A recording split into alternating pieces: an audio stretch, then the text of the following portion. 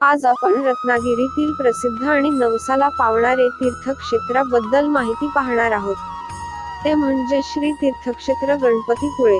तर अशी आहे कथा.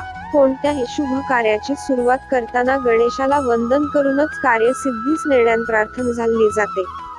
गणपती हा शिवशंकर आणि पार्वती मातेचा सुपुत्र असा पुराणात उल्लेख आहे. गणांचा ईश म्हणजेच गणेश आणि गणांचा अधिपती म्हणजे गणपती. गणपतीपुळे येथील गणपतीच्या मूर्तीची एक आख्यायिका प्रसिद्ध आहे.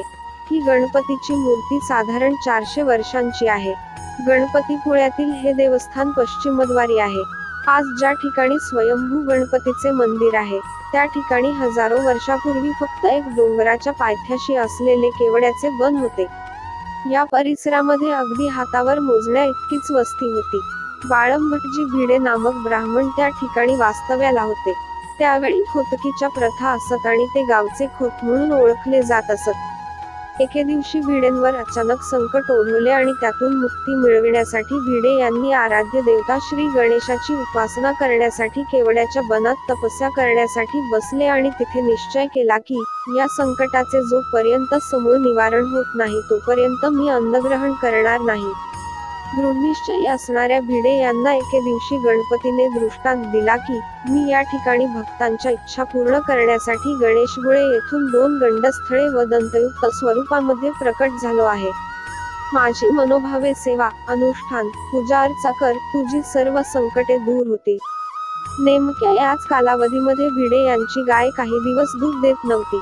पण गुराख्याने गायीतील काही विशेष लक्षणे जाणली होती आणि तिच्यावर पाळत ठेवून राहिला. तेव्हा त्याला निदर्शनास आले की डोंगरावरील एका शिळेवर गाय दुधाची संततधार सोडत आहे. हा प्रकार त्याने खोतांना सांगितला. त्यांनी लागलीच सर्व परिसराची स्वच्छता केली तर तेथे त्यांना दृष्टांतातील गणेशाची मूर्ती आढळली. भिडेंनी त्या ठिकाणी गवताचे छप्पर बांधून एक छोटेसेच मंदिर स्थापन केले. त्यात छोट्याशा मंदिराचे विस्तारित रूप म्हणजे श्री क्षेत्र गणपतीपुळे. या गावाला हे नाव कसे प्राप्त झाले त्याबद्दल पण थोडं जाणून घेऊया. अर्थात त्याचीही एक कथा आहे. बऱ्याच वर्षापूर्वी आता जो गजबजलेला गणपतीपुळे गाव आहे तशी काही चिंच नव्हती. गावामध्ये विशेष अशी वस्ती देखील नव्हती. गावाच्या उत्तरेच्या बाजूपासून वस्तीला सुरुवात झाली. गावाची पश्चिम दिशेकडे उतरण असून बराचसा भाग पुळणीचा आहे. पुळणीच्या लगतच असलेले हे स्वयंभू गणपतीचे स्थान म्हणून या गावाची गणपतीपुळे नावाने सर्वदूर ख्याती आहे. गणपतीपुळेला लाभलेला समुद्र किनारा अतिशय स्वच्छ व निळाशार पाण्याचा असल्याने मंदिरासोबत समुद्राचा आनंद लुटण्यासाठी सगळ्या ऋतूमध्ये पर्यटकांची गर्दी दिसून येते. गणपतीपुळेला प्रवेश करतानाच संस्थान श्री क्षेत्र गणपतीपुळे लिहिलेली एक मोठी कमान उभारण्यात आली आहे. तिथून आतमध्ये काही पावले चालल्यावर मंदिराचे हळूहळू दर्शन घडून यायला सुरुवात होते. 2 बाजूंनी उंच डोंगरामध्ये वसलेलं हे स्वयंभू गणेशाच मंदिर. मंदिराच्या आत शिरताना बाहेर एक मोठा मूषकराज हात जोडलेल्या रूपात नजरेस पडतो. त्याच्याबद्दल सुद्धा एक दंतकथा आहे. एवढ्या गर्दीच्या ठिकाणी मनातील इच्छा देवाजवळ मनमोकळेपणे व्यक्त तर करता आली पाहिजे.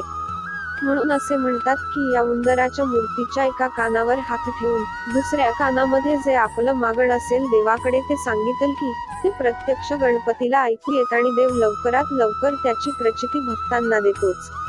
यामागे सुद्धा श्रद्धेचा भाग आहे. आतमध्ये गेल्यावर गाभाऱ्यातील गणपतीचे प्रत्यक्ष दर्शन घेतल्यावर जी मनाला शांती लाभते ती अवर्णनीय आहे. दर्शन घेऊन झाले की भुकेची जाणीव पोट करून देतेच. दुपारी प्रसाद म्हणून मंदिर प्रशासनाच्या माध्यमातून दुपार आणि संध्याकाळच्या आरतीनंतर खिचडी भात, लोणचं, शिरा, साबुदाणा खिचडी, गोड बुंदी, खोबर गुळाचा चूर्ण इत्यादी विविध प्रकारच्या प्रसादाचा समावेश असतो. प्रसादाची चव एवढी अप्रतिम असते की त्यापुढे पंचपक्वान्न सुद्धा फिके पडते. या अन्नछत्रासाठी दिवसागणिक दान देण्याची सुविधा सुद्धा उपलब्ध आहे. मंदिरासमोरच असणारा स्वच्छ समुद्र किनारा, त्यावर वाळूवर चालताना मधीच शहाळी विकणारे, शेंगदाणे विकणारे यांचा आस्वाद घेणे जरुरीचे असते. किंवा शांतपणे वाळूवर बसून सूर्याचा अस्त न्याहाळण्याची मजा काही औरच. तर असा आहे गणपतीचा महिमा आणि कथा. तर ही माहिती देण्याचा प्रयत्न केला आहे. जर हा व्हिडिओ तुम्हाला कसा वाटला ते नक्की कमेंट बॉक्स मध्ये सांगा. आणि आपल्या चॅनेलला सबस्क्राईब करा, लाईक करा आणि शेअर करा. भेटूया पुढील व्हिडिओमध्ये. धन्यवाद.